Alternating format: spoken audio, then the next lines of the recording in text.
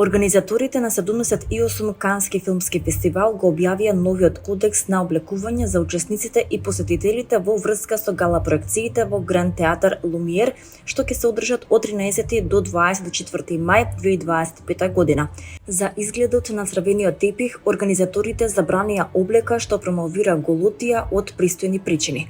Кодексот на облекување вклучува долг фустан, смокинг. Според официјалниот документ на Канскиот филмски фестивал 2025 година, уметниците што ќе присуствуваат на гала проекциите ќе бидат облечени во вечерна облека, што вклучува долг фустан и смокинг за мажи.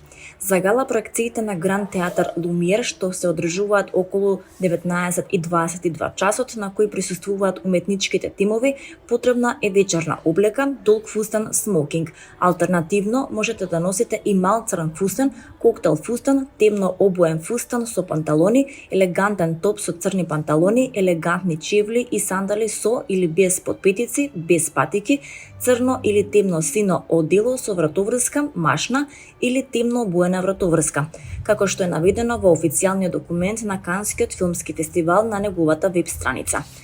Торбите, ранците и големите торби се забранети за време на гала проекциите. Волуминозните фустани, особено со долг шлеп, се меѓу облеките што се засегнати од новите правила. Според повелбата, овие долги и претерано пространи фустани го попречуваат правилниот проток на сообраќај на гостите и го комплицираат седењето во театарот. Торби, ранци и големите торби се забранети за време на гала проекциите. Шкафчиња, отворени до 12 часот и 30 минути, се достапни во близина на железничката станица Гар Маритим. Од пристојни причини голотијата е забранета на црвениот тепих, како и во секоја било друга област на фестивалот.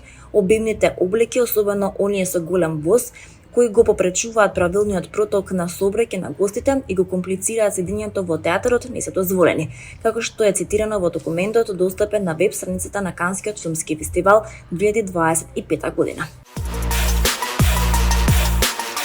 Швајцарија се подготвува за можноста за протести во Базел за време на Евровизија оваа недела, бидејќи учеството на Израел на големото музичко надпреварување продолжува да предизвикува гнев поради војната во Газа. Градот е домаќин на надпреварот во 2025 година, откако швајцарскиот пејач Немо победи во Шведска минатиот мај со песната Код, која се занимава со неговите борби со неминарниот идентитет. Околу 1300 швајцарски полицајци ќе бидат распоредени во Базел оваа недела, а дополнителни сили ќе бидат повикани од швајцарските вооружени сили, федералната полиција, како и од соседните Германија и Франција пред двете полуфинални вечери во вторник и четврток и големото финале во сабота. За време на последното издание во Малме 2024 година, илјадници пропалестински демонстранти, вклучувајќи ја и климатската активистка Грета Тунберг, излегоа на улиците. Организаторите на Евровизија, Европската радиодифузна унија, имаат тешкоти да го промовираат своето мото обединети во музиката и да го одржат настанот политички неутрален.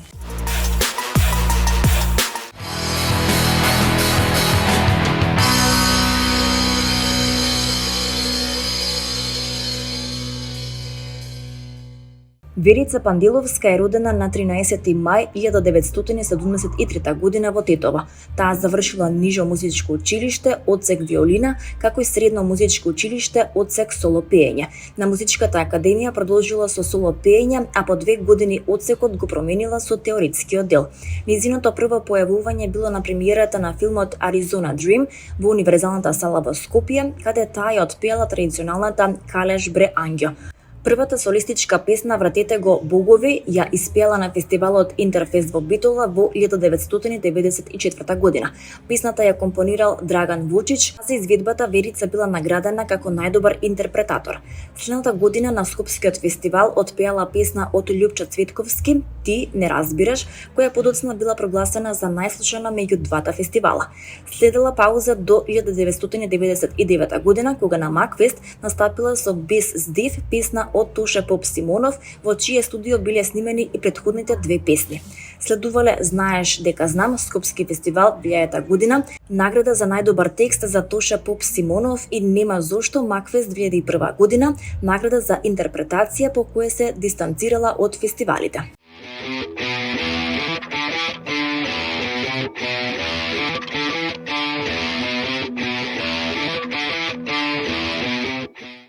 Владо Јаневски ќе одржи концерт во Охрид на 8 август во Античкиот театар, објави продукција Прагма. Кан авторот ќе ги пее своите најголеми хитови како Црно тиквешко, Евергрин, Некогаш и негден, Тајна отровна и многу други. Лани Владо Јаневски одржа концерт на истото место со бенд од искусни и познати музичари. Мислам дека досега сум имал 3 или 4 концерти во Античкиот театар, по простек на секој 6 до 7 години му доаѓа ред. Местото има посебна магија поради самата конструкција, безгрижна летна атмосфера, топли августовски вечери, не рече Јаневски пред ланскиот концерт.